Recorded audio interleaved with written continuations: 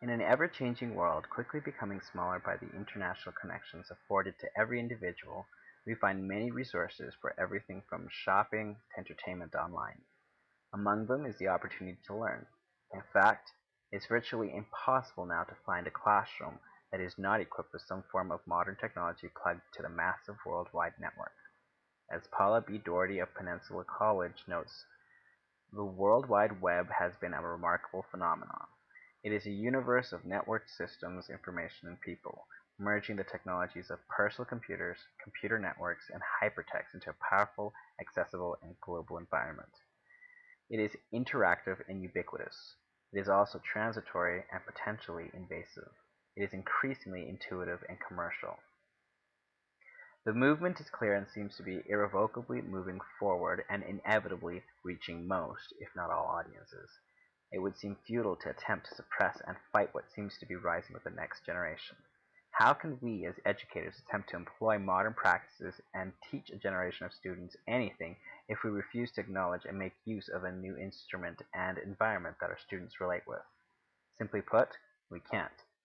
While talking about learning languages at a distance, Cynthia White says, the developments in new technologies, the emergence of virtual learning environments, and the demand for lifelong flexible learning opportunities have given rise to a marked increase in language learning through distance education, both in terms of new providers and new participants. While at one time distance education struggled for recognition, the viability of distance environments for language learning and learning in general is now well established. A number of important avenues for research into distance language learning have been pursued,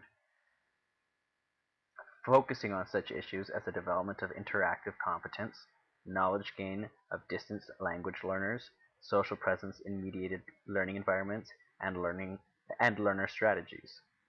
More recently, a number of research projects relating to distance language learning in specific contexts have been documented. These have played an important role in contributing to the professional background of language teachers and knowledge development within the field. I believe that we must learn to embrace this online environment as a viable medium for learning and a potential valid learning environment. Truly, our crafts as instructors must continue to develop to incorporate modern technology. But as instructors, we must not do away with what has been tried and tested. Rather, find means to filter through new available technologies as tools to incorporate another venue by which we can present our content, and provide yet another avenue available to any student that finds strength in this method of learning. That being said, a truly successful class, online or off, is only as good as the mentor, instructor, or teacher makes it. Jennifer Hoffman lists some of the activities and qualities online traders should have to create an effective online classroom. So the first one was direct the learning. The trainer must watch the time and ensure that the instructional objectives for the session are met. Control the learning environment. A lot can happen at once. If participants are all trying to talk at the same time or having too many unrelated chat conversations or not participating enough, the trainer must find ways to bring everyone back into the fold and prevent confusion. Communicate with the participants. It's easy to overlook participants who are not interacting with the classroom. The trainer must pay attention and be sure that everyone is invited to be involved and encouraged to participate. Predict participants' needs. New synchronous participants may need more time to complete activities because of their lack of familiarity with the collaboration tools. Long lectures may have to be interspersed with breaks or hands-on activities to break up the monotony. Trainers must stay tuned to maintain the comfort level and keep participants engaged. Encourage interaction. It is easy for synchronous training to become all about the trainer and a passive experience for the participants.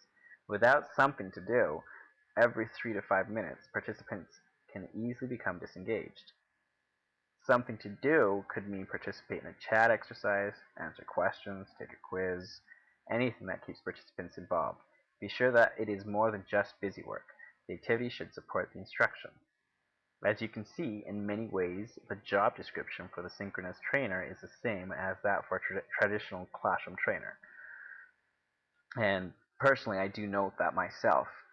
All these different points are the same things we're being taught in our own courses uh, to strengthen us as teachers. So the online environment isn't super different as far as what we're attempting to do or the attention and the material we're trying to present to our students.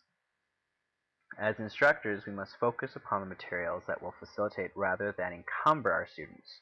We must use methods that will simplify and give our students a clear and whole understanding of the concepts we wish to convey.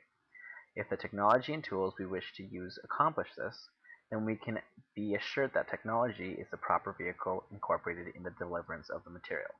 If, on the other hand, it serves only to confuse and hinder the comprehension of the target material to be learned, then a re-evaluation of the technology as an efficient tool for learning should be in order.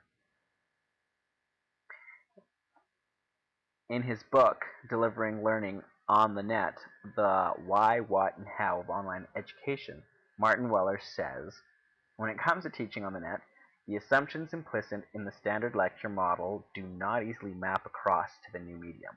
And in order to create an effective online course, many educators are forced to investigate new teaching methods, often for the first time in their careers. All in all, we need to focus our attention on our ultimate goal, that the students in our classes learn the material originally set out to be learned before the decision of presentation has been made, and that is true whether it be online or off.